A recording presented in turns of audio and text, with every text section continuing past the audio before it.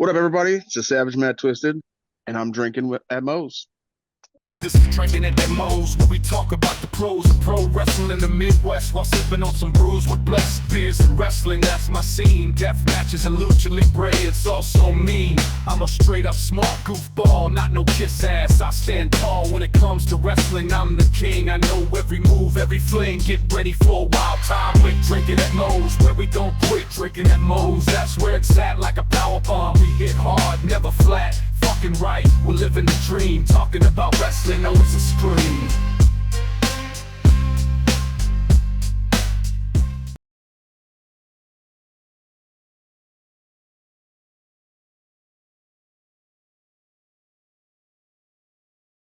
All right, everybody, taking time out before we get this show started. I want to thank Reaper Apparel for having Drinkin' Mo's be a brand ambassador for their clothing line. They got good stuff. They got t-shirts, they got hoodies, they got beanies, they got lots of great stuff, encouraging everybody to break out of their comfort zone, live their best self, and hey, it's something I try to live every day. Now, be sure when you go and you're filling out your order, use the code Drinkin' at Moe's, get 10% off, and the link and the code will both be in the description. Let's fucking go. All right, everybody. Welcome, Drinkin' Moe's. Big Mo here. You know the drill by now. YouTube, like, subscribe, share, comment, all that good stuff. Because YouTube's algorithm is a pain in the ass. Yep, still, even after damn near 300 episodes. But I also on the audio platforms too, the major ones anyways. Today, I'm excited to have with me. We are going back to Cali again, because I just had somebody else from down there. Somebody that, I've had people that have, been a part of my start into watching independent wrestling. Today, I have somebody that has actually had the distinction of being in my first 2 ever independent shows. Matt Twizted, how you doing? I'm doing all right. I'm trying to survive in this 110-degree weather out here in Vegas, but we're good. We got cold beers. We're ready. Yeah, we're not that high up in temperature here in Omaha, but it was not too far off of 100 today, so I get you. You guys have a humidity and stuff out there too, right? Yeah. Today I actually made the comment walking out of work. It's like, oh, the air conditioning, oh, this feels nice, and then you walk outside and it's like just smacks you in the face. Oh yeah, hot as the devil's dick. It's crazy. No, yeah, and it's bad when you can say that. Anyway. All right, so first thing I like to start off with everybody with is what got you started as a fan, and then what got you deciding to make that leap into the business. So obviously I was born in '83, so I was born in a great era of wrestling. Hogan, he was the man. That's what captivated me. And then I think it was more along the lines of Mick Foley that kind of really wanted me to get into just the storytelling he can do and the emotions, and that's what I wanted to do, and I ended up getting into it somewhere around late 2003. A guy I went to high school with, he knew a guy that went to high school with Rey Mysterio, and so he got me hooked up with training down in Tijuana with Rey Mysterio Sr. He was never there, but it was his school. Yeah. I ended up losing my job, so can't pay, you can't play. And sometime, I think in August, I don't know exact day, but in August 2004, that's when I started training with Mike Rapata up in the Oceanside area. Gotcha. Yeah, that was right where I was stationed down in San Diego. I was up in Oceanside quite a bit for Hmm. SoCal Pro.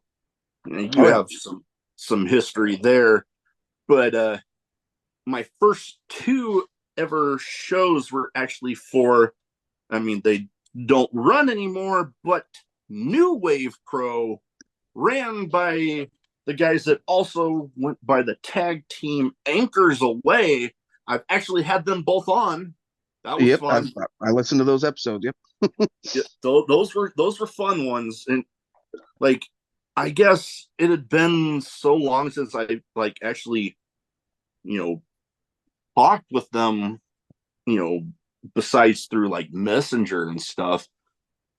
But Andy Jasic, like, man, this reminding me of how good of a talker that dude could Oh be. yeah.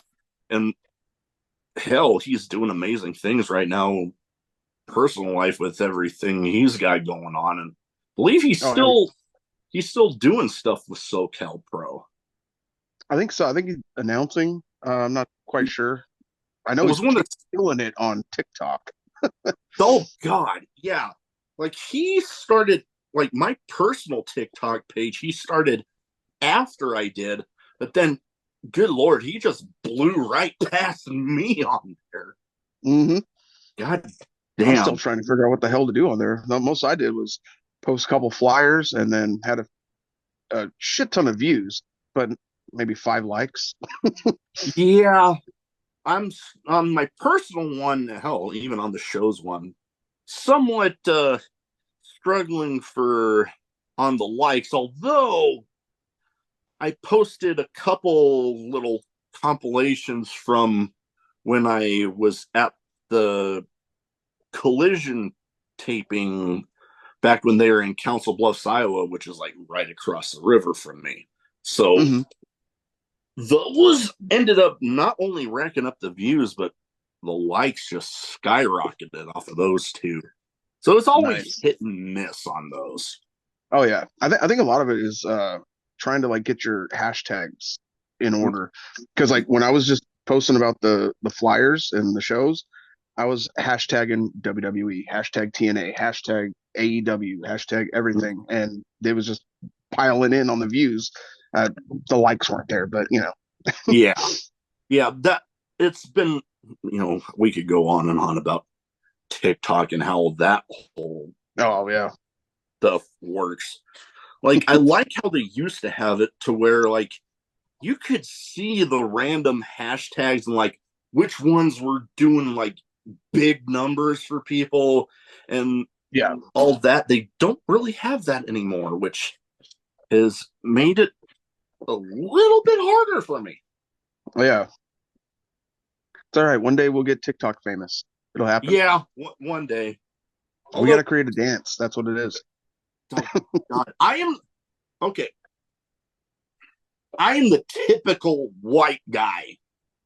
I ain't got no fucking rhythm. So Most white people don't. I don't know what it is. It's just, yeah, I don't know. Like, I remember some of the stuff in the Navy. We'd be doing PT, and they're like be doing them to these cadences, and they'd be like, "Oh, give me a rhythm," and I'm like, "I'm a white guy. I ain't got no damn rhythm." But before we get into too big of a tangent, because I just felt myself going on a huge one there. But in-ring personas, like the first little bit can be, that feeling out process. What's going to work? What's going to stick? right. How did you come up with yours? Because from what I remember, the times that I got to see you live, very interesting in-ring persona. And when you brought up Mick Foley, the styles kind of fit to where, like, when you mention him, I'm like, Hmm. okay, I get it. Yeah, I kind of wanted to do I guess like a mix of like RVD stuff with, Mick Foley type stuff. Obviously that changed when I gained a lot of weight, but hey, it happens. Yeah. Um, yeah, so originally I was teaming with Mike Rapata's son, and Rapata wanted to. He he has great mind for the business, but it's just some of the shit he was trying to come up with, I couldn't believe. And so he goes, "All right, I'm gonna name you guys Twitch. He's gonna be whatever his name was." And then I was like Twitch and something. I'm like, all right, let's go with it. And we held the first shows that we ran. That was only 3 months after training with him, and it was a 3-day event. It was fun. I didn't want to stick with Twitch, but I kind of wanted something kind of like along the lines of like psychotic, this and that, and being a ICP fan, Twisted. I was like, okay, well, I'm gonna spell it different, so I did the Mm. ED instead of the ID, and I went down from A to, well, where I stopped at M, obviously, list of names to use, and Matt Twisted kind of worked together, so I just Hey, stuck with that. hey, it's funny how it works like that. Sometimes it's Yeah. hell. I've been lucky enough to actually have a few. I've had a few juggalos on the podcast before, especially from out at Matt Tremont's promotion, H2O out in New Jersey. I've Yeah. had I've had some from his promotion on, including one of my favorites right now for them, Alex Stretch, big ICP guy, big in the he. I don't know if he forgot, but he told me he was going to be sending me some of his favorite flavors of Fago because I told him I've never actually had it. Oh my God. It's amazing. My favorite is the cotton candy. I think that's the Oh man. one of them that he was telling me about. So, and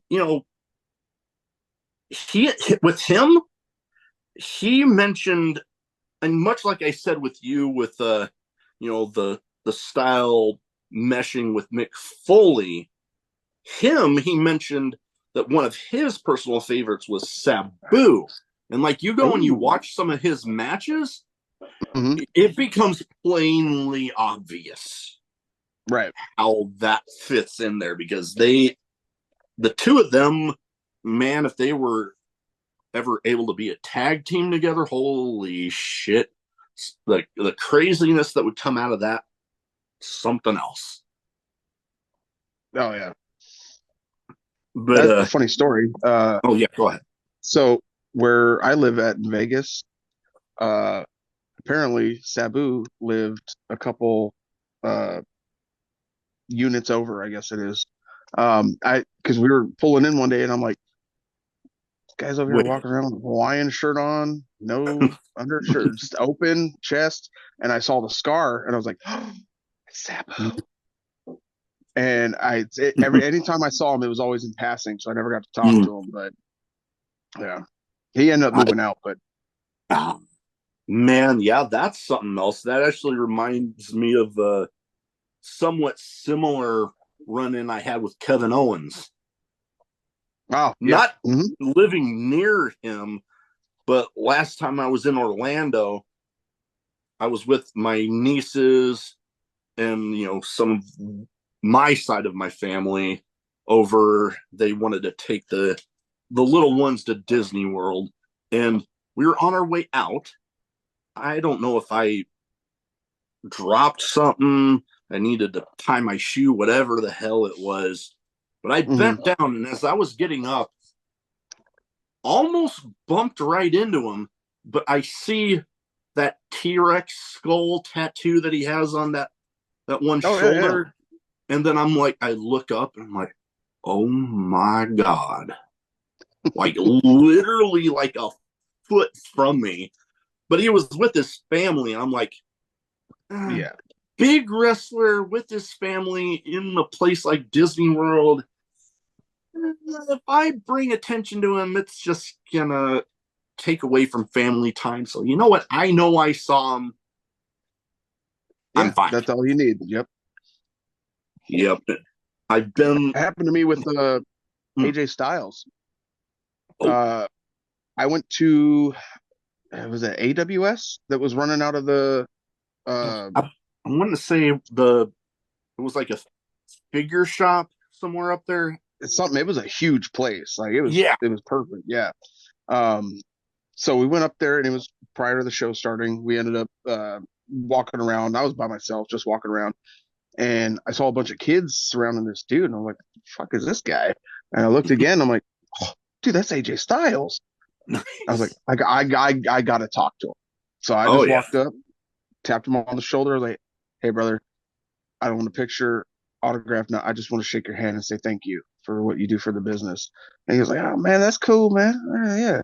And Mm, he started talking about video games and everything. Like it was mm. cool. Like yeah. Oh And then we yeah. went and watched the show, and yeah, it was cool. I get it though. Like if he had been with his family, ain't no in hell I would have went up to him. So Like yeah. that's their time. That's Yeah. yeah. If he would have happened to have been, hell, maybe even with just a group of other wrestlers, I mean, yes, that's their free time, but I wouldn't have felt as bad with a group of other wrestlers as like, family. Person. That's Yeah. like that's your family. You Hmm. don't fuck with family time. Hell no. But AJ Styles, I've actually met him as well. He was in between Impact and when he went over to New Japan. He did some independent dates, and one was here in Omaha. I Oh, actually nice. got actually got a Lockdown pay-per-view DVD cover signed by him. Oh, hell yeah. But yeah, like I mentioned, meeting wrestlers. I've been lucky enough with, Oh yeah. this entire top row all signed. And the vast majority of them come from a promotion that I'm actually going to be going to tomorrow. Sammy Callahan's promotion, Wrestling Revolver. They Oh, got a awesome. show a couple hours from me, and I'm actually in the hopes of getting very nice, very evil Danhausen signed. Hell yeah. So, I've been lucky enough to meet some of my favorites. So, one that is like, I didn't really get to, talk to him, but there's no mistaking that T-Rex skull tattoo on his shoulder. Yep. But and you bring up AWS, and that I never actually got to go there, military schedules and all that stuff. But the two promotions that I've got to see you at, one being the one that housed my first ever independent shows, New Wave. What are some memories you have of there? Because I've been lucky enough to get to have a bunch of people that went through their doors, including a handful that were on the Tidal Wave show with you, which is one I remember in particular because of Oh I man. believe it was the Rapid Division ladder match that I got to see. And then there was, it was Cadillac versus Johnny Yuma in like a street fight sort of thing. And somebody almost went over the balcony where there's like that downtown YMCA where they had the like track up above, and somebody almost got thrown Oh off yeah, of yeah. that. Yeah, I don't remember that one. I love that place. It was so like a little weird to like try to, bring the ring in and everything like that, but um it's gonna sound dumb, but uh, taking bumps on the floor in that place, they echo and they sound worse than what they actually are. But Oh, boy. I loved that. That place was so awesome. That was a unique venue because I know that they had held quite a few shows there, including a bunch of their tidal wave shows, which is for those that not as familiar with them, that was their WrestleMania. Oh And yeah. man, did they hold some big matches at those shows. Oh yeah.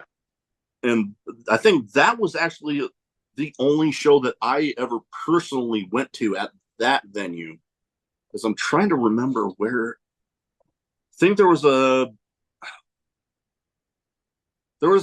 boys and girls club where they held some of their, I think it was the last year or so of the promotion running, they held matches there. And that's where I went to the majority of the time, and getting to see people like, oh, damn it, I'm spaced. Kazawa. Kazawa came in there for a Mm-hmm. show, and that was something else. What are some memories you have of working with, new wave back then? Oh man,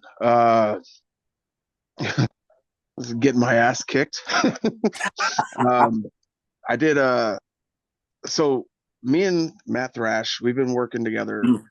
a lot, and we were doing a show for this guy by the name of Joe Cantrell. He ran, I believe it was UWW.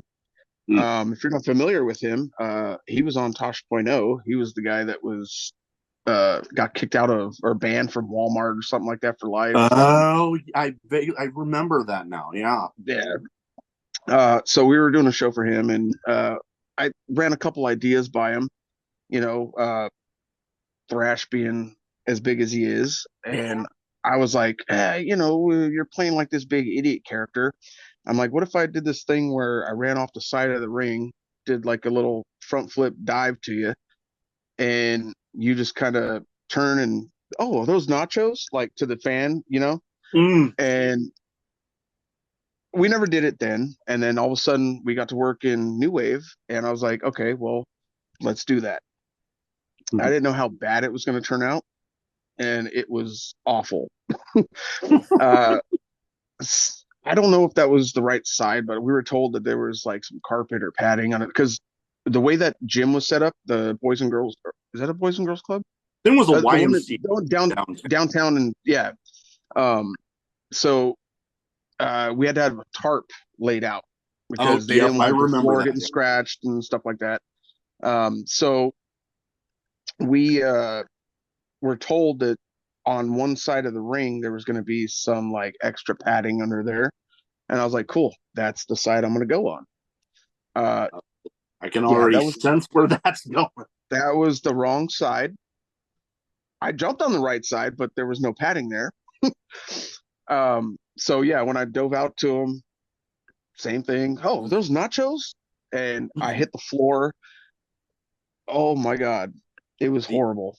And Yeah. then of course, Thrash being who he is, he was like going to pull me up, and I'm like, oh my god, my back. And he goes, all right, body slam. I'm like, son of a bitch. Slam me. And so how bad it was I had a studded belt on at the time. Mm. Well, where I had landed, all those studs were completely flat. Oh boy. Yeah. But other than that, that was one memory that sticks out. There was always good times, in the locker room and stuff. But yeah, No. it was always a good time for all of us guys to get together. Oh yeah. I always had a fun time there. I was a little bummed out that I didn't get to go to their final show because I was just getting back from deployment at the time. And I'm like, Oh, God damn it. But mm-hmm. then, Andy had mentioned that he was going to send me a copy of the final show, but then I don't know. There was something happened and I never ended up getting it. Well, you should No send them fault, a no very fault to Andy angry, though. strong-worded message. Him and I have joked. Andy and I have joked about it before. I can't remember what his explanation was, but I get it. It's no big Yeah. deal. I mean, I've got plenty. Good Lord. This was back before the WWE Network. The damn binder that I put together of all the damn DVDs for wrestling that I have, hell, now you could call it the damn Drinkin at Moe's Network, all the damn stuff that I have. Independent stuff, WWE, there's friggin' TNA in there. I think some of those Ring of Honor compilations. Oh, nice. And I think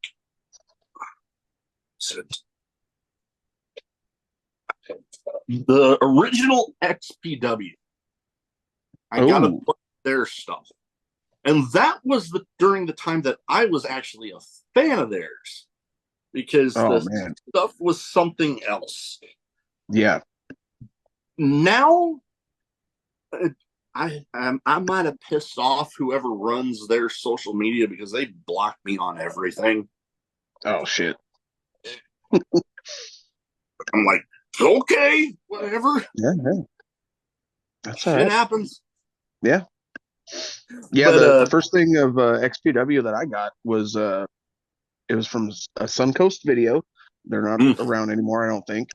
It yeah, was I a don't think. VHS, and it was Baptized in Blood, the first one. Ah, yes, I do Oh man. remember that. I've actually had a few people that, you know, from the original XPW and some that, have gone during this iteration. But I mean, if you remember the original XPW, remember GQ Money? Yep. I've had him on. Oh, nice, nice. I'm gonna have to check out that episode because I'm still That trying to catch was up. Like you've oh, been fulfilling my days at work, so I'm that I get, yeah, that your is awesome. podcast, and I got a couple others that I listen to that just get me through my day. So That is awesome. I've got similar things with where I work, but he right now, and for the longest time he's been going. His name Ryan Katz. sounds familiar. I'm terrible with names, but like faces He I'll remember. But Yeah, if you remember GQ Money and you see mhm. it him next to a he is actually now, I believe, still behind the scenes guy at NXT. Oh, nice. So yeah, that was he Well, that's was probably why there. everything's going so awesome in NXT. Yeah, that hell that could be. And there was a time where he was there, then he left or got released or something.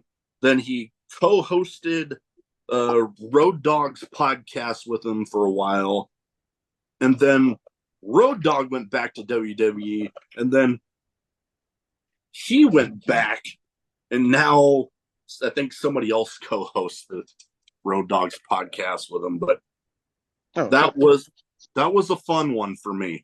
Now, one of the other promotions that I got to see you at while I was down there in California, talk a little bit SoCal Pro. I got to go towards Ah, the yes. end. Hmm? But SoCal Pro, that was one, it was fun for me because I got a laugh out of it because I tell people that were on my ship with me that I'd be going up to Oceanside and they're like, oh my God, that's like a long ways away. And I'm like, where I grew up in Nebraska, it was small town Nebraska. The closest town besides my hometown was about half hour, 45 minutes away. Mhm. Well, from where I was in San Diego, that's about how far Oceanside was for me. So I'm like, dude, that's nothing. Yeah. I I'm, mean, well, I'm depending on how traffic is at that time, but yeah, oh, you're oh good. yeah. No, I mean, yeah. Southern California traffic could add quite a bit. Oh yeah. That's for sure. Oh God, I remember too many damn times where I'd be living in the barracks and they'd have windows by the elevator area that would overlook the interstate right Mhm. outside the base, and I'd just look out and I'd see how the traffic was, and if it was crazy, I'm like, I'll find something to do on base. But if Yeah. it wasn't bad, I'm like, let's see what I can find out there. Where exactly were you stationed at? 32nd Street. Okay, I was gonna say, yeah, my grandpa, he was in the Navy. He worked down there for PWC. So Mm. Yeah, I know. There's the I think sub base at Point Loma, and then uh, you go over the Coronado Bridge over to where they have the air base and all that. I was on the other side of Yeah. the bay from them, and Oh, okay. so that it was a fun time. I mentioned a lot that Southern California had been like a second home for me because that was literally the longest I had been away from home by myself. Right. So it was fun. But SoCal Pro, what are some memories you got of there? Because I have got plenty. I mean, you've had matches. We talked a little bit about, Anchors Away, who ran New Wave, but SoCal Pro and Jeff Dino, they kind of helped, with rings and stuff. What Right. was some of your memories with SoCal Pro? Because they're still going strong out there.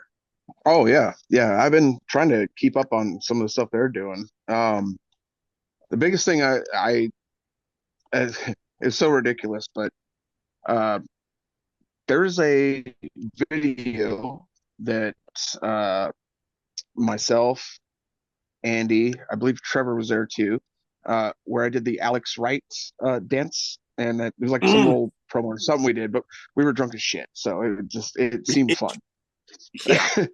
Yeah. So me and SoCal Crazy teamed up to go against the Ballard Brothers, Mm. and I'm gonna tell you, you can see a match where you got twins involved, and as you're watching it, you know who's who. But when you're involved in that match and they switch on you, you don't know It can, who the hell you're wrestling with. you know what? I've always been curious about that because you see, you know, the Bella twins used to pull that a lot, and Yeah, it's been done with twins doing that, and you always wonder, like, man, from the fan aspect, you're like, oh man, I can tell that ain't the, but I've always yeah. wondered what it was like when you're actually in there and all You that have goes down. no fucking clue. That Because is one will interesting. jump out, the other slides in. You're like, holy shit, which one are you? And they're like, what spot do we have? That is interesting because, like I said, I've always been curious about that because you know, like we said, when you're on the fans watching in, it can seem a little easy, but then you're Mhm. in there and you can imagine with all the preparing for the match, and then you're in there, and all the stuff going on with the match, and your attention's being drawn all these different directions. Yep. It Hmm. can be a little nuts. That Yeah. I'm learning something new. That was something I didn't know before, so finding that out now, that interesting to hear because you Yeah. don't. Because it's like when you're in the back, you're going over your stuff and all that, you know who you're talking to. And it's like, cool, we got it. And then we get out there, and then it's like, once they start switching, it's like, oh shit. Wait. Who, uh, the, Oh which one yeah. are you? Yeah. That's funny. It, I remember one show in particular. I believe it was actually a free show, and it was where I met one of my best friends who was actually one of the groomsmen at my wedding. We actually Mhm. met at that show. It was in Oceanside at a park. And like when I was looking up matches, I guess I didn't realize how many damn matches you had that day. You had like Oh my God. 3 or 4. It was I don't remember what park that was at. It was like, yeah, so uh who was it for? Was it LLII that was running that, or was it SoCal Pro? I It can't was remember. SoCal Pro because I specifically remember Jeff Dino there, and him and I talked a little bit. But then some of the kids that were there at the show, I forget what they did, but the show was actually supposed to go on for a little bit longer. But Mhm. then they pissed him off to where he's like, "Okay, we're done." Mhm. I'm like, "Okay, I guess I'm going home now." Oh yeah. There was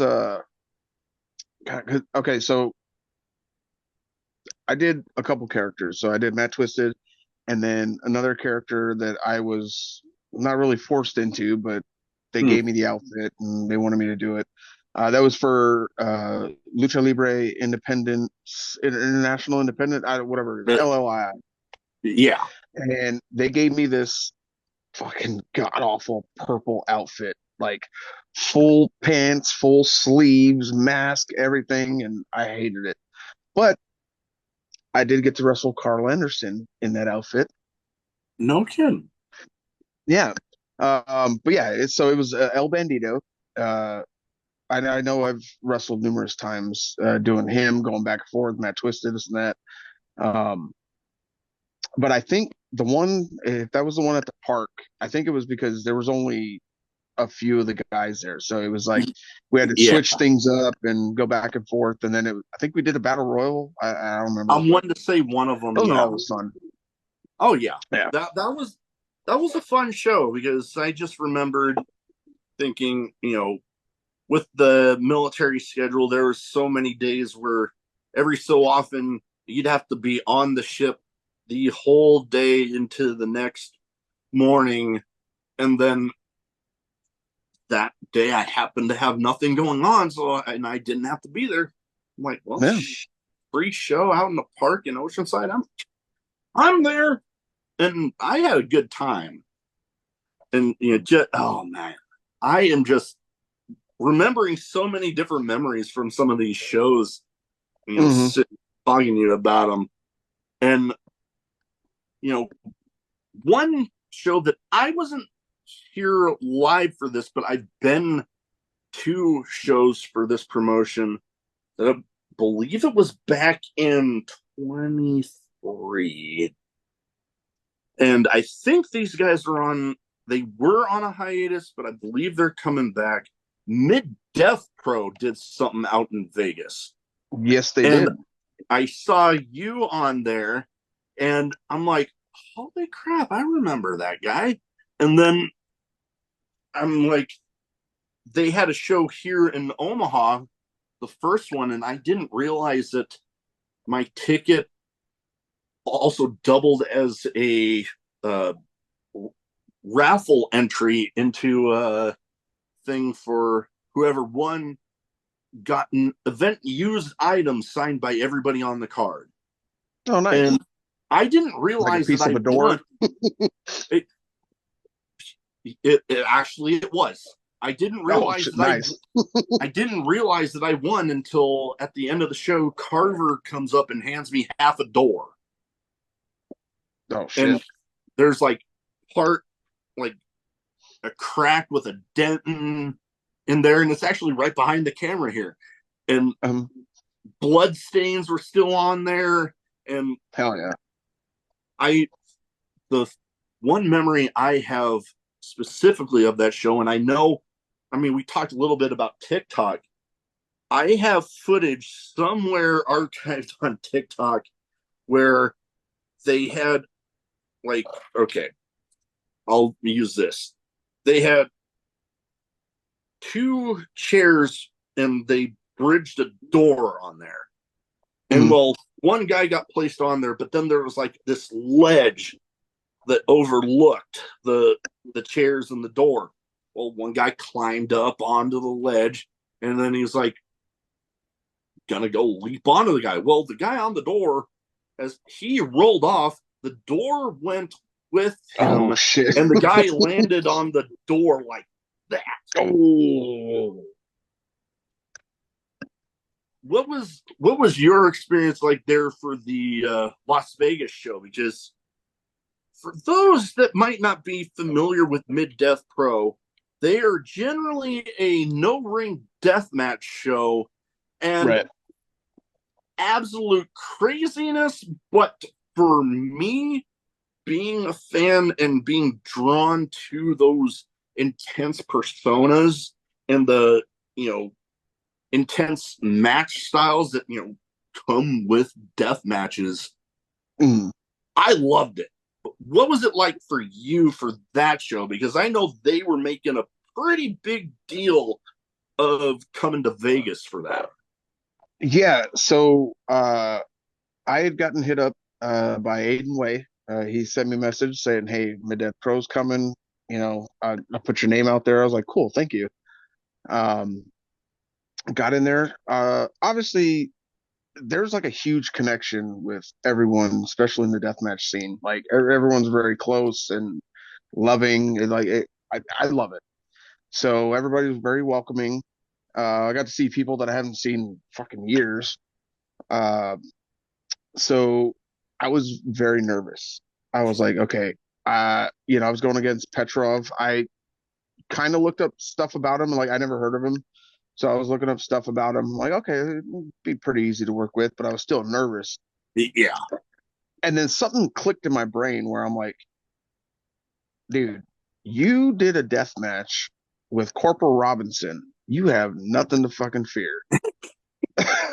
Yeah. You survived those punches, like yeah, you're good.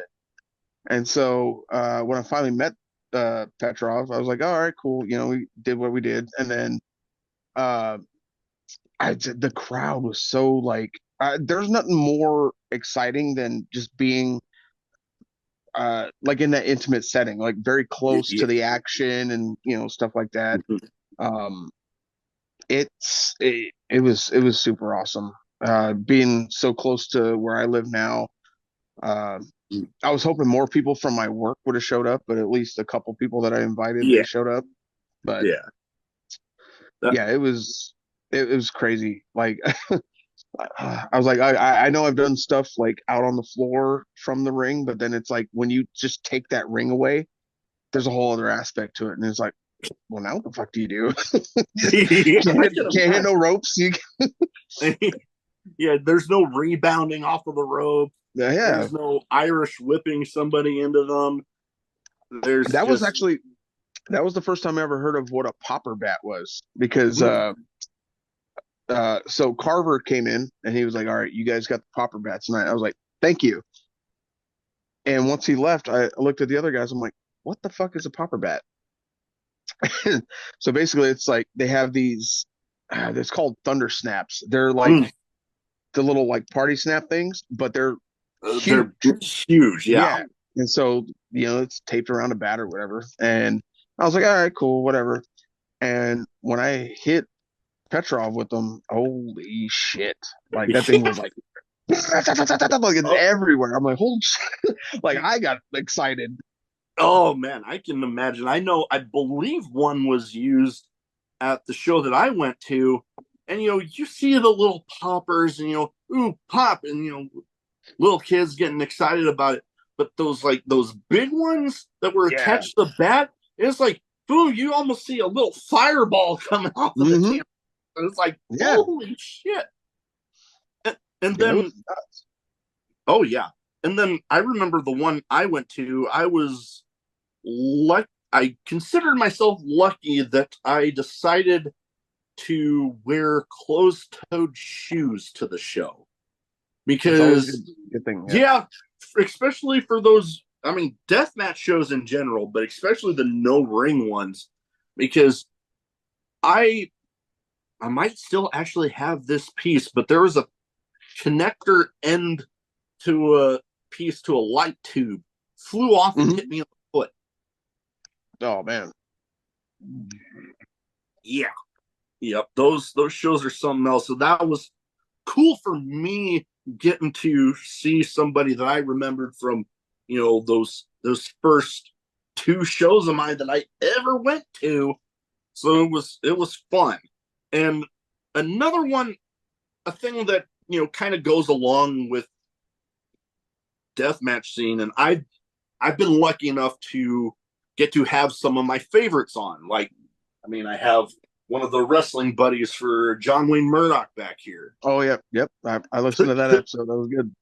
Oh, I was persistent on getting that one done. It little backstory. It took a little over a year to finally get Shit. that one done because okay, backstory. I had my wife and I were pregnant with twin girls back in 22, and Yeah. the the loss of them. Well, before everything happened with them, that's when originally had him scheduled. But then there was a family thing for him that he had an obligation to go to, so we rescheduled. And then everything happened with our girls, and then he's like, "Dude, take your time. Yeah. We'll get it done." And I mean, I was already a huge fan of his, even more so after that. And then I've had, Alex Colon. That was Alex Colon and John Wayne Murdoch. For the deathmatch fan of me, those were like bucket list level for me. And I actually have items from the both of them, the Wrestling Buddy, and I actually have signed ring worn kick pads, Alex Colon's. Hell yeah. That I bought from him because he was wanting to sell them off to invest in some new ones. And I actually get to see Alex Colon live as of recording this, tomorrow at Revolver. Nice. He's in a stable there with Macklin, Ricky Shane Page, and Killer Kelly. Oh shit. Yeah. That's it. Yeah, they've some intense stuff. And up until recently, they'd been going up against the Second Gear crew. And nice. Absolute craziness, and I loved every minute of it. But one thing that comes with, death matches that, I get a kick out of is, there's been some of these interesting names with them, and then there's some that are a little more self-explanatory. Like for fist combat, you had a barbed wire 3-way, and you really only see one-on-ones with barbed wire, but I believe TNA has done one, and I believe there was an ECW tribute or reunion show where Shane Douglas, Terry Funk, and Sabu recreated that famous 3-way match of theirs, but they did it they took out the ring ropes, and it was a no-rope barbed wire. Yeah. Was that pretty much what that was for you in that match? No. So that one, the ropes were still on. They just kind of like strung barbed wire around them. But wrapped barbed wire around. Okay. Yeah. So it was an ECW tribute show. Okay. They had brought in Tommy Dreamer. I remember seeing the poster for that one. Super awesome guy. He loves sushi, by the way. He can eat the shit out of it. He was telling me a story about he ate like 100 and something sushi. I don't know, but either way. So ECW tribute show. Each person got to kind of dress up in a way of like their favorite character, whatever. So obviously I did Cactus Jack, which was considered Cactus Mac because it was like a collaboration type thing. Gotcha. And then Mikey Gordon did like a Sandman version. Okay. And the dude that stole the show is Dirty Doug. He did Terry Funk when he came out. Oh my god. It was incredible. Like I'm like, okay, my outfit, everything, it's shit. Like you are the man. that is awesome.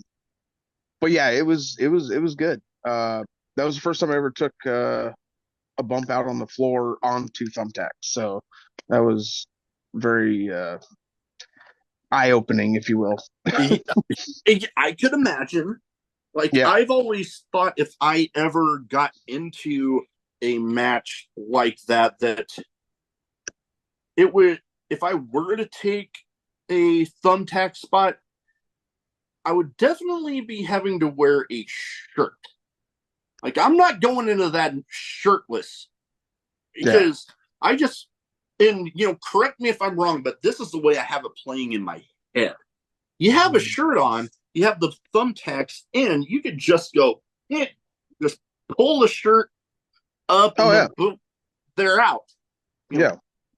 know, being in there shirtless, you're having to kind of find the edge in there and Mm-hmm. out. A little easier to just pull up parts of your shirt and to just that pried them out. Oh yeah.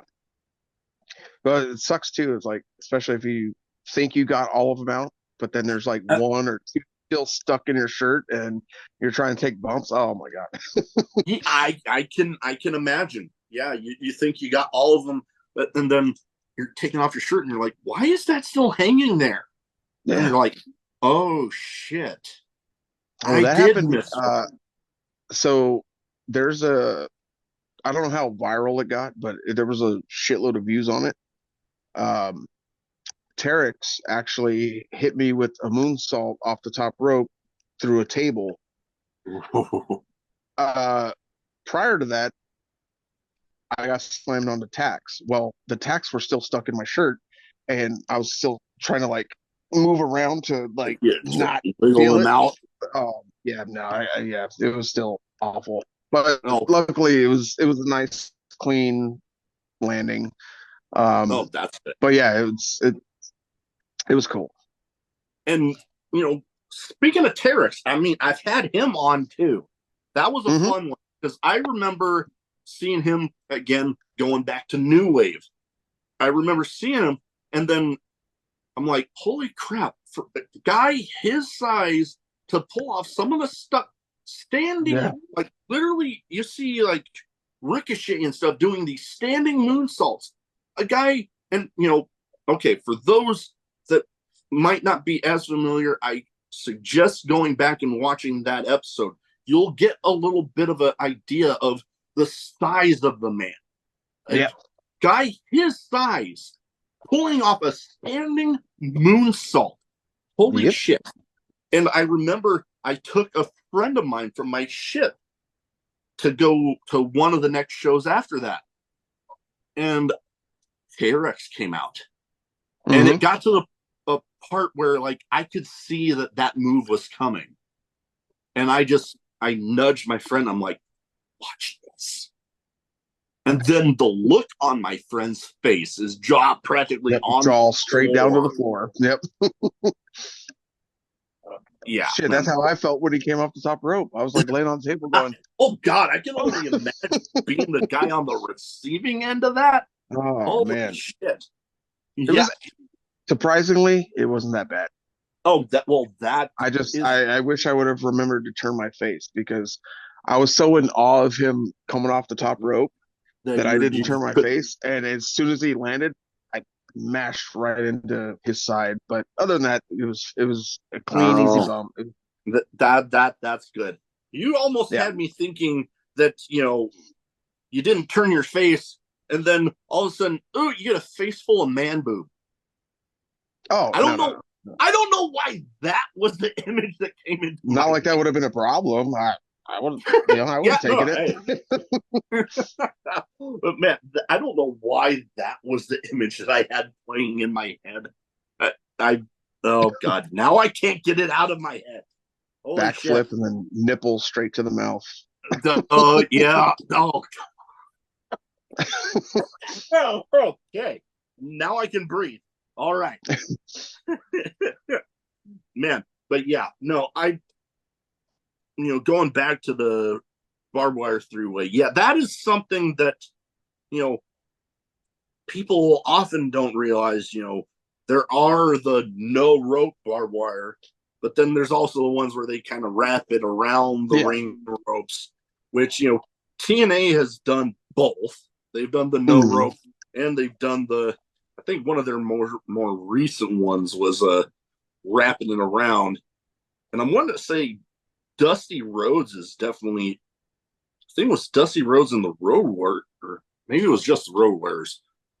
They've probably both done them where it was the back in the day where it was like wrapped around the ring Mhm. rope, and that was something else. And me being the fan of the Road Warriors that I am, when I Oh, saw that oh that man, was something. I couldn't imagine going against them Oh God. in anything. Oh, I have heard stories about guys, going to the board in the back, and they see they're going up against the Road Warriors that night, and they're like, "Oh shit!" Mm-hmm. Not that they didn't think highly of the Road Warriors. It's just they knew their ass kicked. they were going to be getting their ass kicked. Mm-hmm. And when I saw these, I knew I had to get them. I knew I had to. Oh, yeah. And I've actually got to see them live once, and that was, oh man, for a kid, like I was in middle school at the time.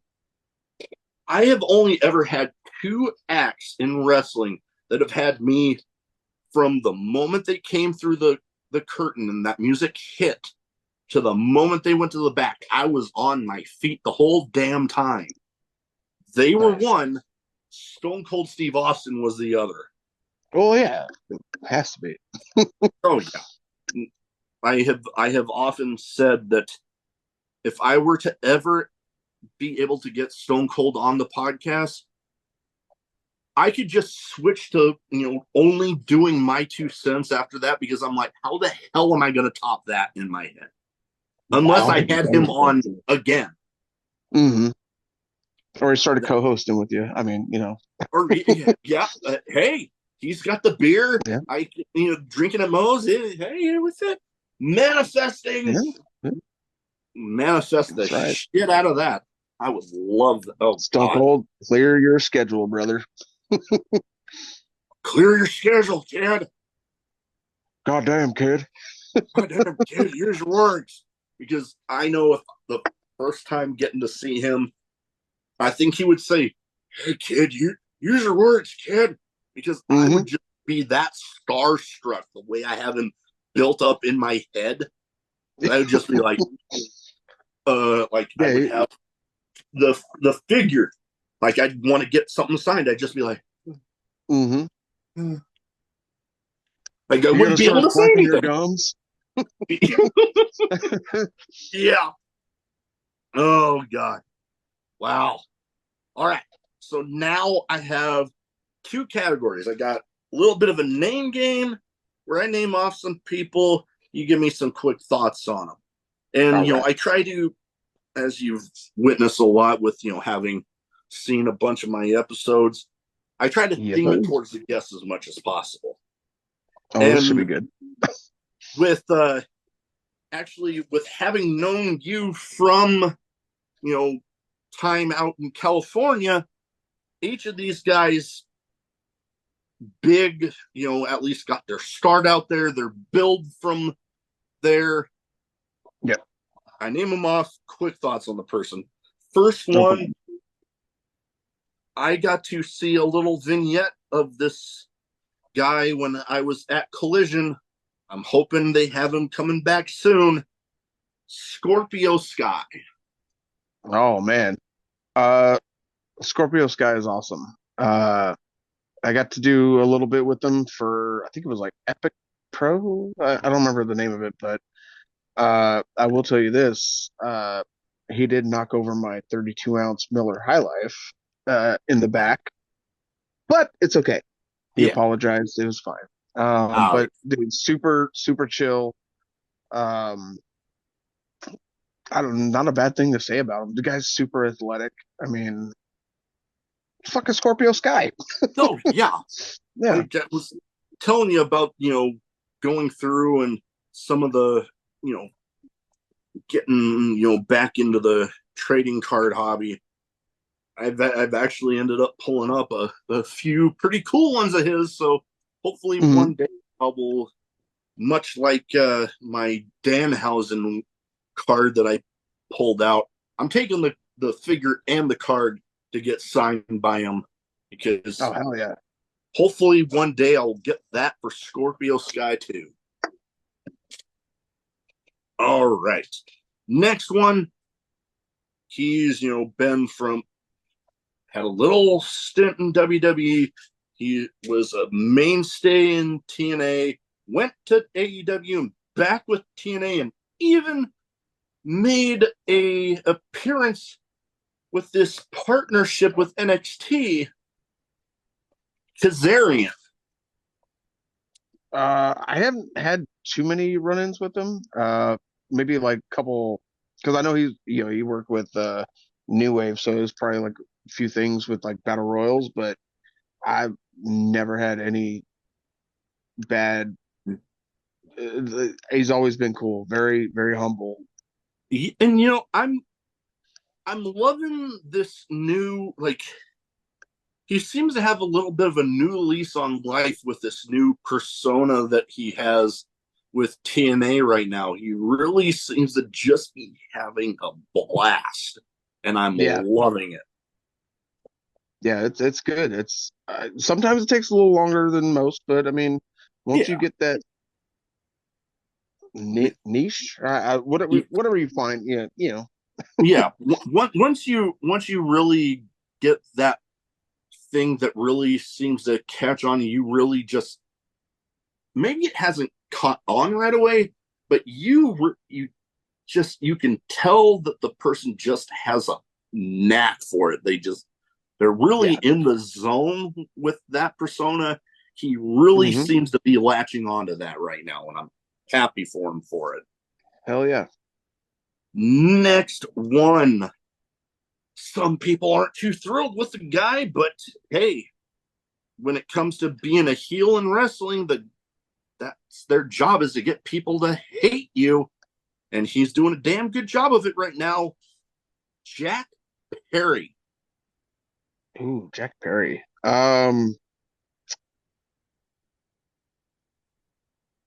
He's doing his thing. I mean, I he sent me. Well, he didn't send me. I got a request to follow him on Instagram or whatever, but just kind of following his story, obviously knowing who he is, and uh, sometimes you got to be that heel. You got to piss people off. I mean, look what Yeah. happened with Piper. He was doing. Oh God, was it Pedro Morales or something like that? Like there was some issue that was happening with him, and he was like, "Okay, I'm gonna make it a full formal apology to everyone in the audience." Oh, I know where you're And going. then when he got out there, he did the La the Cucaracha is the yep Mexican. yep. Yeah, man. Something that, if that were to be tried now, they Oh would be canceled so damn fast. It yeah, wouldn't and it be would funny. yeah they would cut it off as soon as nope, they would cut it off. You cut off right there. Yeah, Yep. that would pretty much be it. Yeah. I Wow. kind of had a similar situation happen with Andy. Uh, we were doing stuff with LLII, and uh, with that show, I was doing the double characters, and I was told they just need Bandito for the day. I said, okay, no problem. I showed up, and they were like, hey, you got your Matt Twisted stuff? I said, nope. You told me I need this stuff, but that's where it dawned on me. I need to start bringing any gear that I have. And so they had me and Andy go against each other, which was weird because we were both heels, but it was going to work. He ended up coming to me and was like, how are we going to do this? Like, it's not. And the first thing that popped in my head was the finger poke of doom. Ah. And so, actually prior to that, um, so for those shows, there was always this dude that came around. I think his name was Rudy. I'm not sure, but Mm. he would always come around, hand out DVDs, toys, stuff like that to the kids. Kind of, it was real nice. Yeah. And he came up to us and was like, I want you guys to do something to me, as I'm handing stuff out. Okay, no problem. Well, we did the whole finger poke of doom, whatnot. We get to the back, and I thought the promoter was kind of joking with us because he was like, hey, you two are fucking suspended. And me being the smart ass I am, I jumped up. I was like, fuck you. And he started walking out, and we walked all ad lib. We walked all the way out to the DJ booth, and he publicly suspended us in front of everyone. just on the whim. Everything worked out great. And so we get to the back, and the way we had it set up was we were going to walk out with our bags and then see that dude in the ring handing out all the toys and whatnot. And then that's when we're going to do our stuff.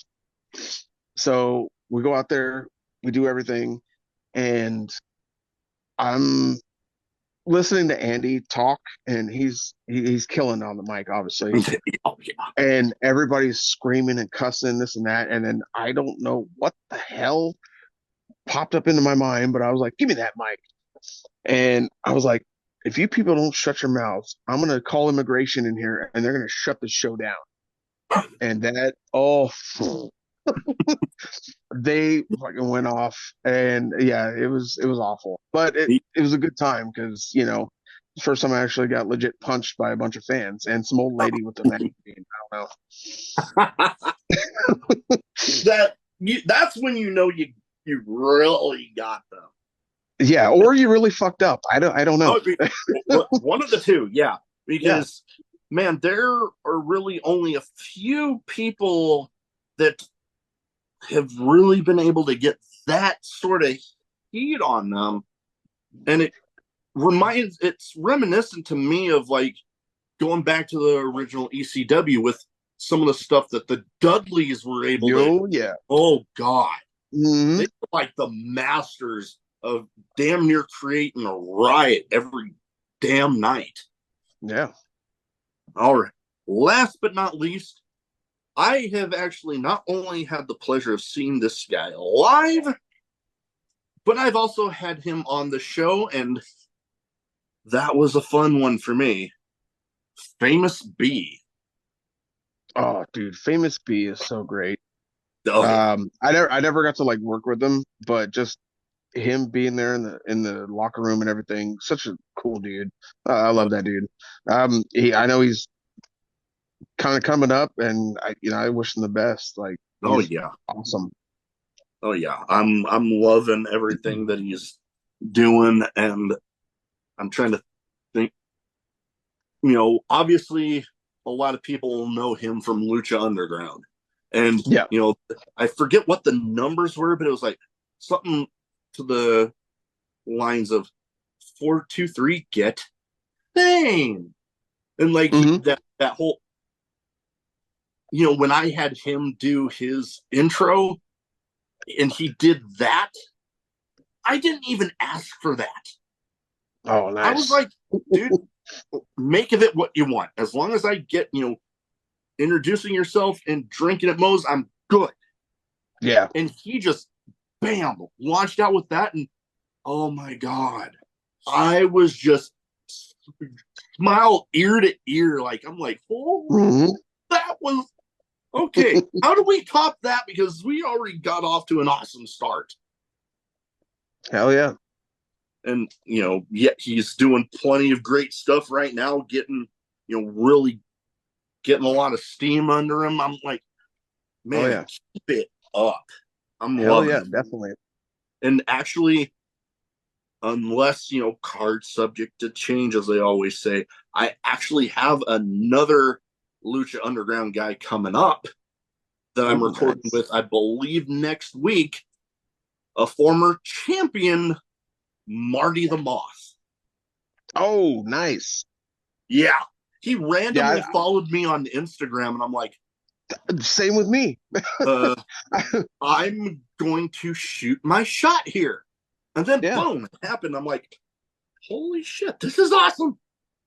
Yeah, he's super cool. I don't know when it was, but it was like a couple years ago. I got like a random, follow request, whatever.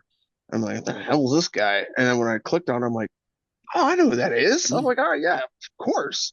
Yeah. It was the same with New Jack. I got a follow request from New Jack. Huh. Wow. Like, how the fuck would you turn that down? Hell yeah. I know I wouldn't be able to. I know that I had one, it wasn't a follow request because that's how I got it set up, that I gotta, you send the request and then prove it just automatically does it, yeah. Yeah, because man, you get some weirdos like that. I'm gonna tell you. But That's why I had mine set to private because there was some fucking weirdos been sending me messages. oh God, yeah. I've I've had it on Twitter where like I make a post and all of a sudden tits in bio as a reply, and I'm like, my tits are small. What do you want? They want your tits. Yeah, they must want them. Oh well, they're not I getting would have them. sent my tits. Shit. Yeah, I would have I been told like, my yeah, wife, like, a hey, this little. guy wants to follow me, but he needs tits. I'm gonna send him.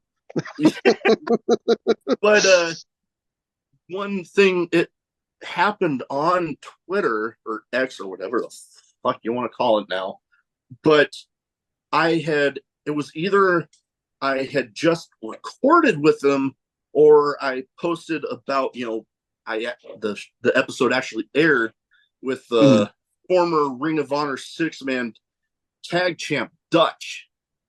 I had him on, and not realizing some of the famous friends that he had. And then I remember specifically, I was on my way home from work, and all of a sudden I get this Twitter alert. I'm like, okay, I'm like, okay, who the hell is that? And I'm like, okay, when I'm at a red light, I'll check it. Yeah. I go, I check it. I about dropped my phone because it was Bray Wyatt having liked the tweet about the episode with Dutch. Oh, nice. And I'm like, oh my. I literally messaged him right away. I'm like, are you friends with Bray Wyatt? And he's like, oh, yeah. Great friends. I'm like, that explains it. Mm-hmm. Definitely. But yeah, still to this day, that, because, okay, he just liked it. But it was like, he could have just been like, oh, cool, my friend did something. All right, cool. And then just left it at that. Mm-hmm. But he took the time to acknowledge my little show. So that kind of, me being the fan of him that I was like, oh my God. It's a huge thing. I mean, as small as it's a huge thing, Oh yeah, totally. All right. Now I got some random questions. Some might be wrestling related. Some might not be. Some might have absolutely nothing to do with anything we've talked about so far. Even better. So I give you the question, first answer that pops into your head. So first one that I always like to lead off with because it leads to some entertaining stories. Craziest in-match moment for you? Oh God.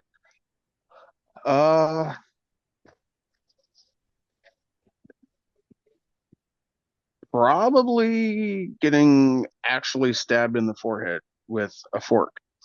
Ooh, yeah, that would. Yeah, I assumed the guy that I was wrestling was gonna properly handle it, and I think he just got a little excited, and I just kept that didn't feel right, and then I was gushing blood. Oh God, yeah. But yeah, as far as craziest, yeah, that's probably it. That would be hard to beat. I know I've witnessed my fair share of crazy stuff, including my same first here. my yeah, I bet. My first ever like actual death match that I got to see was Jake Christ versus Joel Bateman. Mm-hmm. And man, it was crazy enough because the match before it was a Monsters Ball match. So there was shit all over the place. Yeah. And they were, standard going in, trying to clean it out.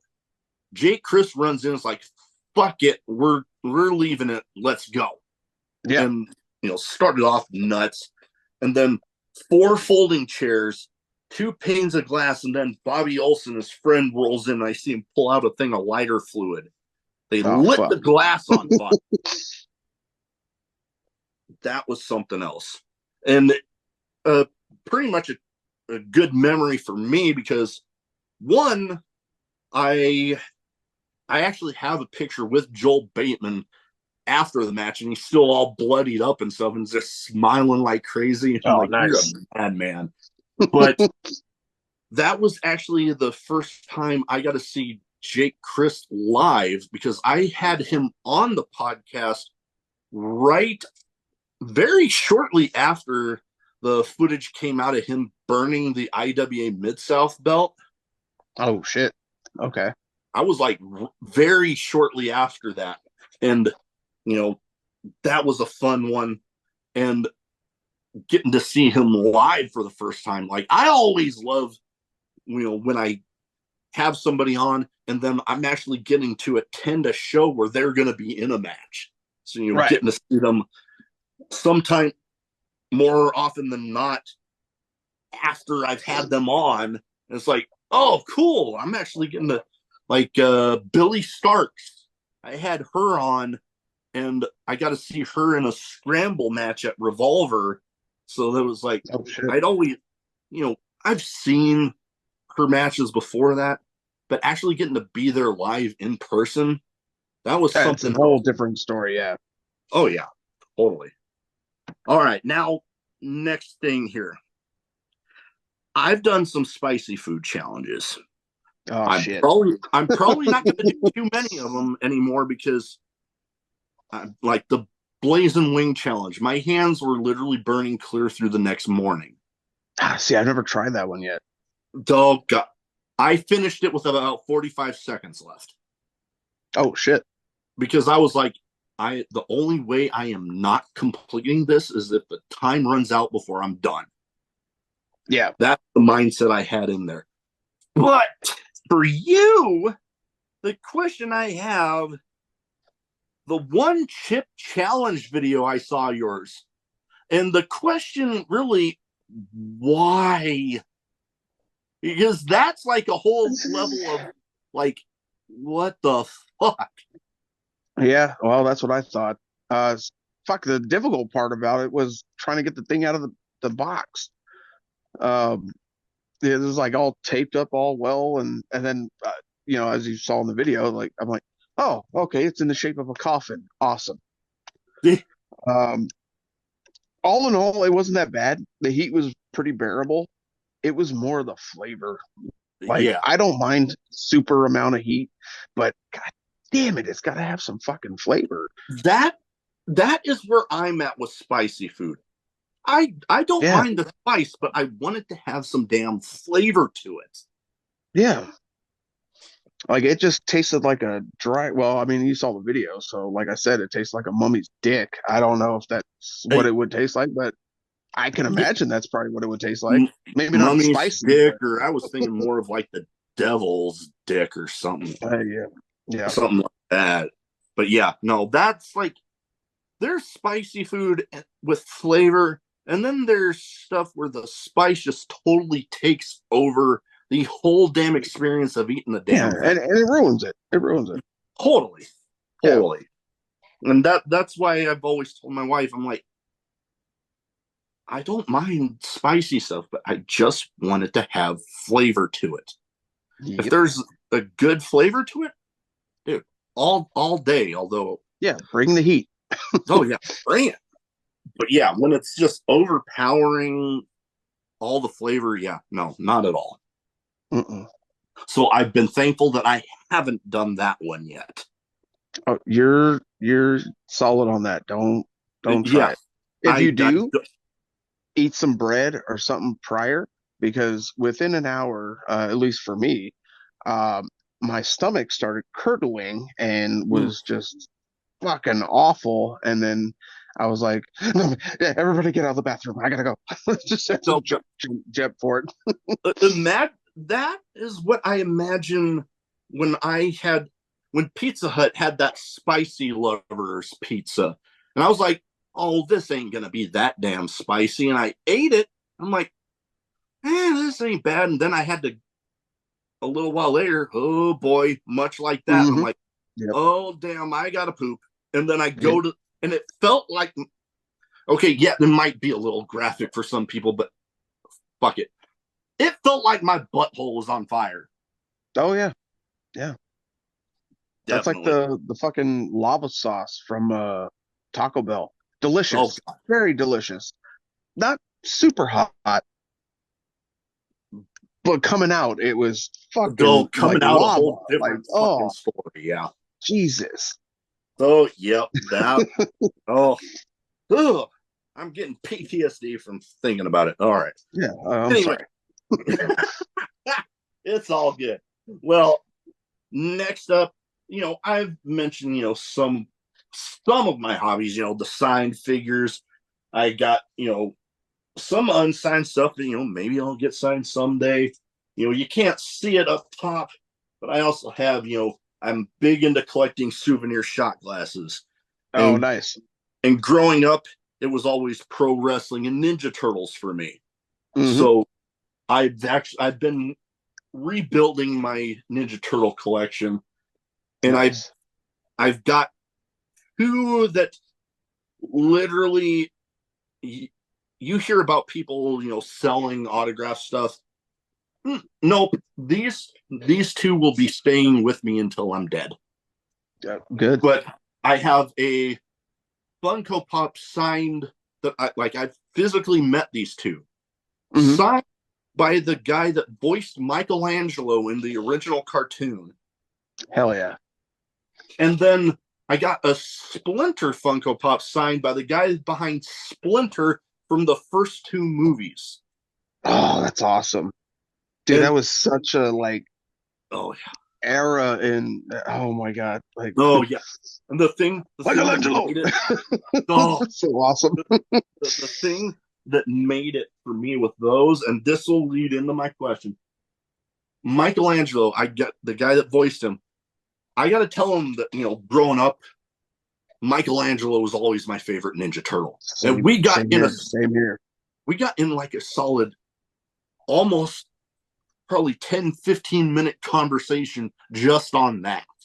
Hmm. And then Splinter, he asked when he was signing it, he usually signs them with either Cowabunga or, one of his big lines from the movies. Oh, I made a funny. He was I like, made which another one do you funny. want? Oh, yeah. And he was like, which one do you want? I'm like, I made a funny, obviously. Fucking all of them. Yeah. Yeah. Oh man, hell, if he would have, put them both. But if I had to Yeah. choose, I made a funny all day. Oh yeah. Totally. So leaning into my question, my hobbies. What are some hobbies you have? Ooh. Well, aside from drinking beer and working my ass off, I play video games here and there, on the Oh, weekends. That's when I get my time because my wife, she is a gamer also, so she has her time during the week. Weekends, it's my time. God. But we are both collectors of Funko Pops, Ah, and I have found I don't know where we got the first one from, but there is a thing. It's only like a collection of four. yeah. I'm one away from the full collection. Ooh. It is a wrestling like WWE kind of meshed with Okay. Garbage Pail Kids, Ooh. and I have the Stone Cold one. I have Ooh. the Ultimate Warrior one, and for Father's Day, I got the Andre the Giant one. Nice. The only one left is the Macho Man, and I don't Ooh. know where the hell I can find that at. But Yeah. yeah, I've been collecting those. My Funko Pops range from I got the full collection of Napoleon Dynamite. I got Willy Wonka's, uh, the good one, Gene Wilder, not the Johnny Depp. Yeah. Yeah. That might be controversial, but No, hell, fuck you. I the don't care. the Gene original one. Wilder is fucking Classic. amazing. And then I got a big ass Pete's Dragon. That was one of my favorite Disney movies. So Oh I yeah. got the Elliot Okay. dragon. Um, that's pretty much what I've been collecting. Actually, I don't know if you remember. There is a. Do you remember the Jerky Boys? Vaguely. Okay. I had lost because we ended up losing our house fucking years ago, and so a lot of my CDs, pictures, everything just Yeah. went away. And so I've been trying to revamp my collection, and I've been finding a lot of them. Like I got my collection's building. I still have my Yeah. VHS Jerky Boys movie, but Okay. dude, that's one thing I've been trying to build is that collection Nice. again because Oh that was yeah. one thing that always brought my family together for some dumb reason was Jerky Boys. That's all. I got I am into Funko Pop collecting. I don't have all of mine displayed here, but I got some sports ones, a lot of Ninja Turtle ones. I got a growing Disney collection. I Nice. I I've got I got a bunch of wrestling ones. The only ones that I keep out of the box, much like figures, are for the ones that have passed away. Well, Yeah. behind me here, Macho Man, Ultimate Warrior, Roddy Piper, Vader, Bam Bam Bigelow, and Big Boss Man. Oh hell yeah. And That's a classic set right there. up top, I don't have too many just one offs. Like, there's usually a theme towards all of them, like Marvel, Star Wars, Disney, Ninja Turtles, whatever it might be. I Mhm. do have some one offs. One, I actually went to the Mall of America and they actually have a Toys R Us there. I Oh got one shit. of the mascot. Nice. The old And fucking Jeffrey. yes. And Nice. I will pull this one down. I'm rather proud of this one, but it's another signed one I have. The Green Ranger. Oh nice. I Hell yeah. actually I actually met him very shortly before his unfortunate passing. Like Yeah. we know how it happened, but he was coming to Omaha to this comic shop, and a friend of mine was like, "Dude, you want to go meet Jason David Frank?" I'm like, sure." Duh. So I went and I bought it, and boom, and I had my. This is what I like to do with like autograph stuff because people talk about certificates of authenticity. I just like getting a picture with the guy with either them holding it or Hmm. me holding it and be like, Yeah. there, it's right there. Yeah. And This the is one your authentication. It's like this. that's it right there. My picture with him, he's literally holding this like those morphin things. Oh hell yeah. And I'm like, dude, all right. And he actually had cards with the movie that he was in the process of making before he passed, Mhm. signed by him that I put in with it. Oh nice. So some of my prized ones, Oh yeah. You gotta keep those on the top. That's top shelf shit. oh yeah, totally. Along with my Disney ones with I had to. I'm a sucker for Lilo and Stitch. I had to get Stitch. It it's a given. My wife, she's the same. Like we Yep. had I don't the Disney store out in San Diego. They had like some big like 3 foot Yeah. uh characters or whatever they were. She was like, I gotta have it. I'm like, fucking let's come on, let's go. Yeah. No, I definitely have. And the only one of like uh the big 4 or 5 that I don't have a mini yet, but I do have Mickey, Donald, Goofy, and Pluto. Oh nice. And then I was always a sucker for Chippendale, Chippendale Rescue Rangers and all that. Yep. Yep, they were the shit. I got one of both of them. Nice. So yeah, Did you get I'm to see very. the new well, I mean, it's old at this point, but the movie that they did where it was I like did. they kind of I fucking loved it. Like I did. everything they did, like even with ugly Sonic, it might be a spoiler alert, but whatever. Please, everything was perfect in that one. I loved it. Oh yeah. Oh yeah. No, Chip and Dale have always been a favorite Disney character of mine. So when I saw that movie coming out, I'm like, oh, Hmm. I'm so watching that. All right. So I know I definitely have my favorite foods. I'm not exactly a picky eater, but I do have my favorites. What is a favorite food of yours? Oh man, I'm the same way. I'm not like a picky eater, but well, I guess I'll narrow it down to snacks. Usually, if I'm drinking beer, I'll have chips, Mm, and my chips are Flaming Hot Cheetos. I don't know why, just that combination of an ice cold beer with the Flaming Hot Cheetos, those amazing. are kind of along the same lines for me with like buffalo wings. There's something about the combination of the beer and the Uh, spiciness with the buffalo wings. Oh, hmm it goes Yeah. together. Although you talk about chips, well, kind of secondary to this question, favorite chip. I mean, you said Flamin' Hot Cheetos, but you have another one. Oh, definitely spicy nacho Doritos. Okay, Like that's I don't know what it is about them. That's the flavor. a Obviously, solid there's no like choice. heat to them, but the flavor Yeah, is amazing.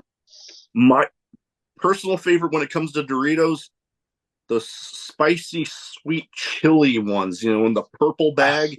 Yep, those are Oh, good too. I have to be careful because I love. I'll take a bag with me to work, and I'll try to keep it. Where I can have some for another day. But Hmm before I know it, I eat the whole damn. Yeah, you think like I'm only a couple handfuls in, and you're like, fuck, the whole bag's gone. Yeah, I've been there more than once. Yeah, the spicy chili one's good. I gotta kind of watch with certain things, like which is weird because even with like the flaming hot stuff, I don't have any acid reflux issues, but Mm. like certain other thing like that spicy chili one, like that gets my acid reflux kicking, and I'm like, oh, I can understand. I had to kind of calm down on spicy stuff for a while because I ended up having a bit of an ulcer issue, and I'm oh like, shit. yep, I'm gonna have to calm down on that for a bit.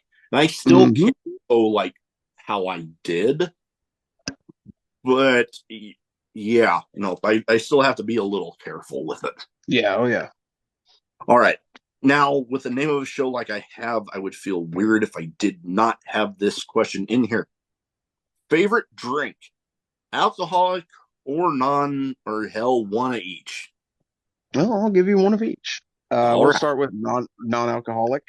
I am a big fan of cream sodas. Ooh. More specifically, because we find them every time we try to get to San Diego, we Yeah. stop off in Old Town. They got that Mm. beef jerky root beer Yeah. place. Yeah. There's a Virgil's cream soda. Oh my Uh, God, it is to die for. ooh. Like it is like vanilla flavor, just fucking Nice. amazing. Nice.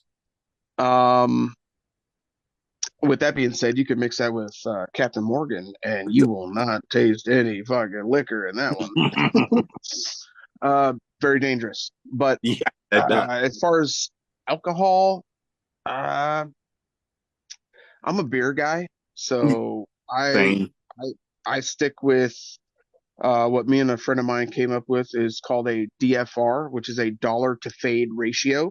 Mm. So I usually get like Bud Ices or Hurricanes here and there because they're cheap and whatever. Yeah. But coming on to somewhere here like drinking MOs, I gotta get the fucking Stone Cold beers. Duh. Yeah. But yeah, Oh, yeah. That's yeah, a solid Bud choice. Light is usually my go-to. Oh, yeah.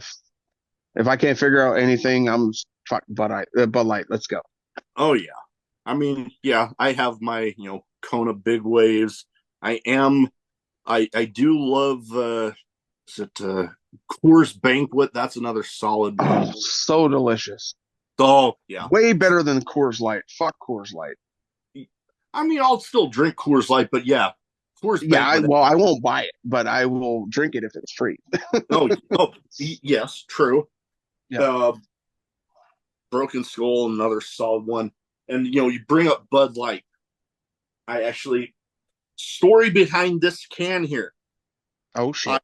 went to a country concert for one of my favorite country singers. And at one point, he was like, "We're asking where his beer drinkers are at," and I was shouting over everybody. Hmm Then he starts pointing, like I thought he was just pointing at somebody behind me. Before I know it, he's helping the security guys get me over the barricade, and before I know it, I'm literally shotgunning a beer on stage with them. Oh And shit. this is the very can. Nice. Hell And yeah. That's shit. That should be on top shelf. What are you doing? Put it on the middle shelf. I put it with my Stone Cold stuff. All right. The beer, Yep, that got it. that sort of. But it gets even better, that story, because later on in that very concert, he points back at me, and then I'm like, well, yeah, hey, cool. But then he takes the guitar from one of his band members, and then I see him motion for something to write with, and like I can see it coming, but in my head I'm like, no, Yeah. Now this ain't happening to me. this is not. Well, before I know it, he's walking back to that barricade, and he literally hands me the guitar he just signed. I Oh have fuck it yeah. hanging on my wall back there. Nice. Yep. So ties in with the can.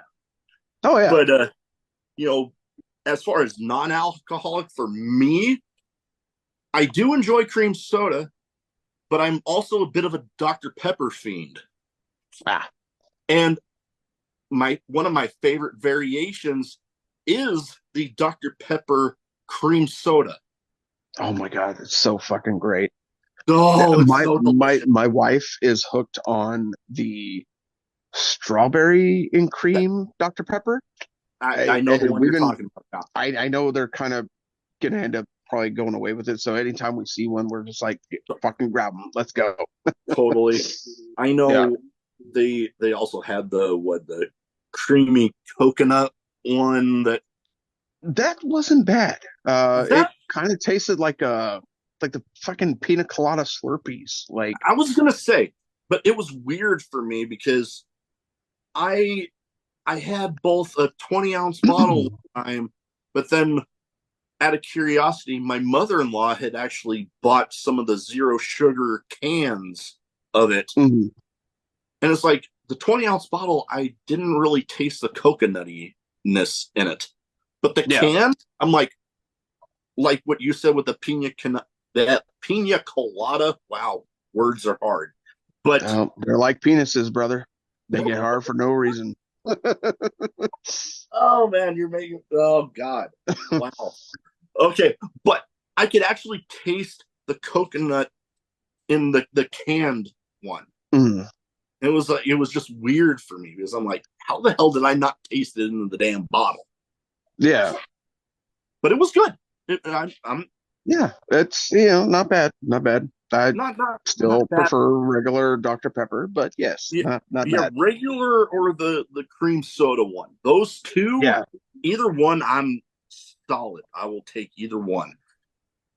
Or one thing I don't know if you have actually tried this combination: Dr. Pepper with Jack Honey. Oh, I have not. I fucking love Jack. Okay, the one thing I've learned about Jack Honey, drink it warm Huh. because you get more of the honey flavor as Oh. opposed to when it's cold, which I still don't mind the Jack Yeah, Daniels either flavor. way. But if you want that mix of both, that stronger honey flavor, drink it a Okay. little bit warm, and it is Okay. amazing. I might have to try that out because I remember the one time I stumbled on that combo.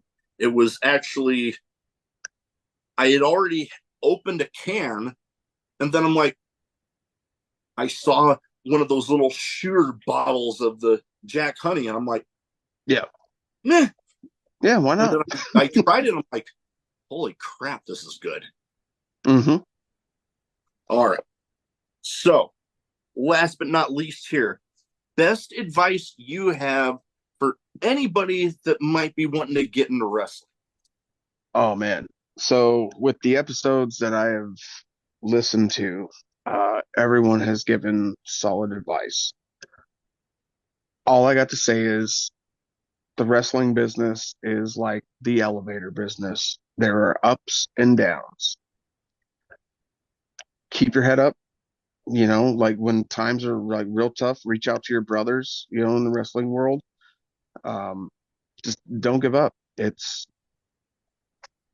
You'll get through it. Um, even the lows create great memories. Like Oh that's yeah. all it is. Like, Oh, totally. I can yeah, definitely imagine. I know with, just the friends that I've had in the business, you know, in some of my lower moments with like, oh, this was a few years ago, but I had an incident where I ended up having to, from one of my old jobs, I had to get taken by ambulance to the hospital because they oh literally shit. thought I was having a heart attack.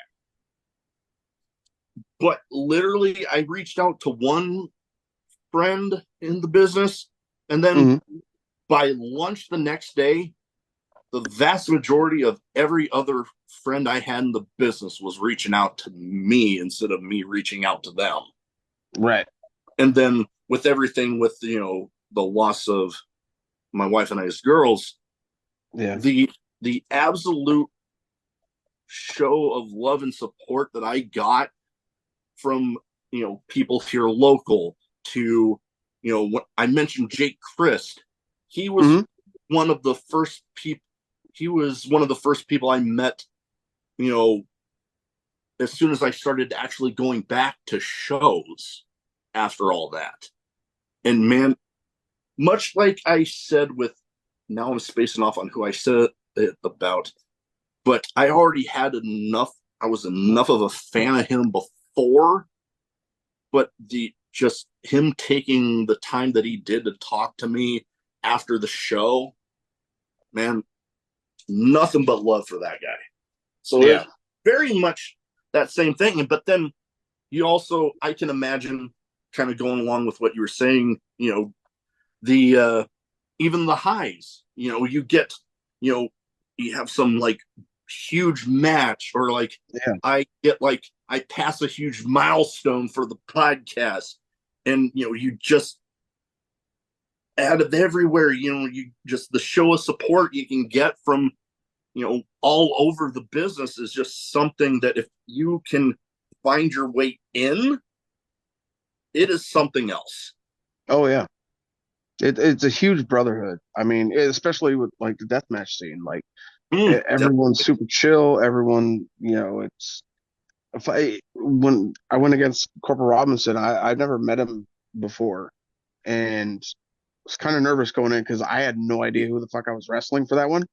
And somebody had sent me a message like, "Oh my god, that's awesome! You're going to be going against Corporal Robinson." What's that? And so getting to meet him, like super chill, real relaxed. I wish I would have been able to get him more beers, but I was broke and there was no close spot to grab beer. But either way, um, it was a good experience. Um, but yeah, the wrestling business is so great. Well, I mean, like I said, ups and downs, but Yeah.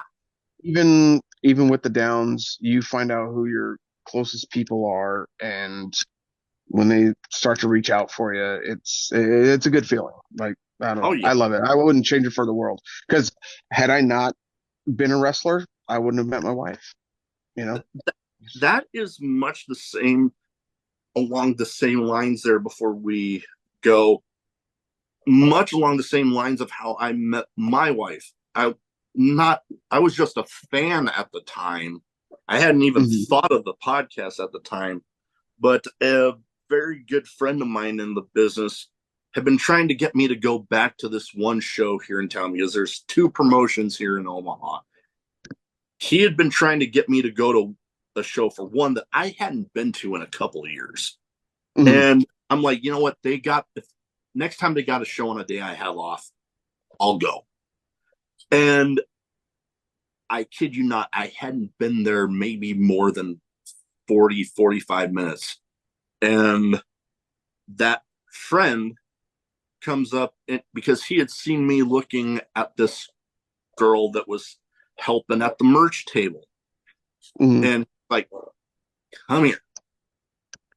And then we literally just passed our 5th anniversary, and you know, by the time this comes out, we will have told everybody. But yeah, we're expecting. So If That's it weren't for awesome. the wrestling business, I wouldn't have Yeah. that, right? Mm-hmm. That's awesome. Congratulations again, man. That's awesome. Like, even with me, like, had I not met my wife, I I wouldn't have had a son. Obviously I have a daughter as well, but Yeah. stepdaughter. But she's more like me, than her own dad. Like, I'm a smart ass. She's a smart ass. So, That is where I am. One last quick little story because you just reminded me of something. My the first ultrasound for this child we're expecting, mhm. we already know the gender because much like Bronson Reed and his wife, we had to go through IVF, Okay. and so we already through whatever testing we also got done, we actually already know the gender. We're doing a gender reveal on the 4th of July for Oh, everybody else, nice. Okay. but what happened the first ultrasound, especially after everything with our girls, I was scared shitless. Like I'm just sitting there waiting for them to, they're looking, and Hmm. I'm like, I half just wanted to scream at the nurse that was there was one that my wife and I love to death. We love her, but Hmm. I was like just wanting to be like, say something, Yeah. and then all of a sudden she's like, they're being a bit of a pain right now, and I'm like, I was like practically holding my breath, and I'm like, what? They? What? They're Mhm. they're there. They're being a pain, but they're there. And then I'm like, oh, okay, I Mhm. can breathe. And now we are actually due in January, and I'm just like, That's oh my awesome. god, I am just. I'm thinking much with, you know, talked about stepdaughter, you both being smart asses and stuff. Hmm.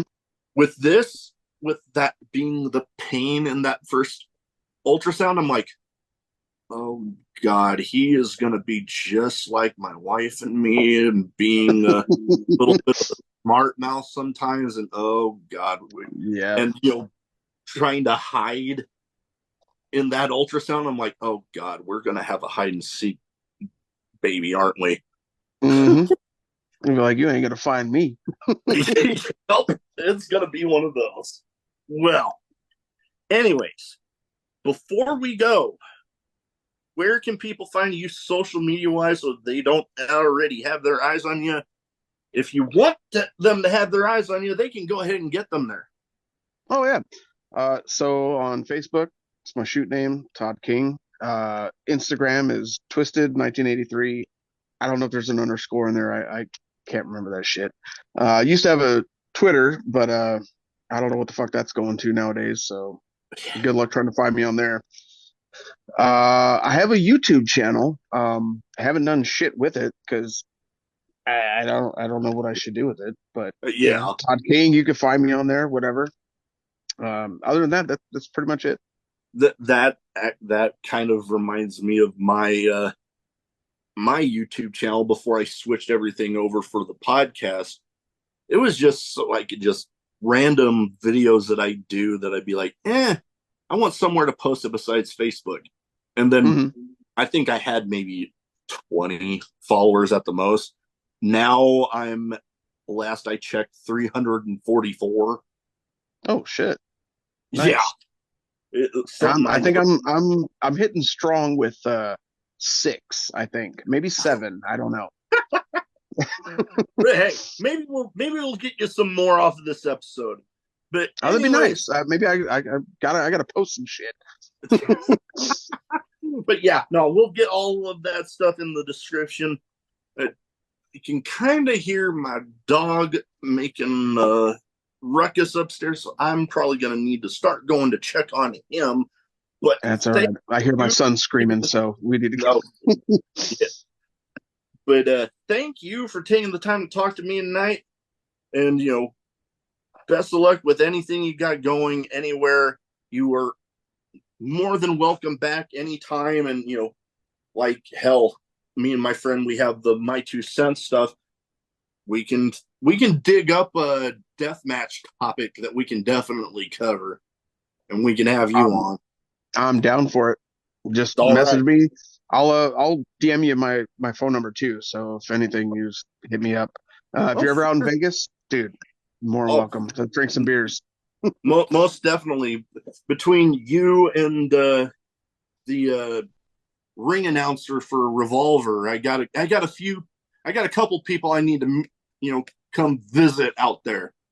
Oh yeah. All right, but we'll definitely make it happen.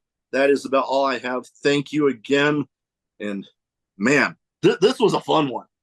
Oh dude, I loved it. Thank you. It was an honor.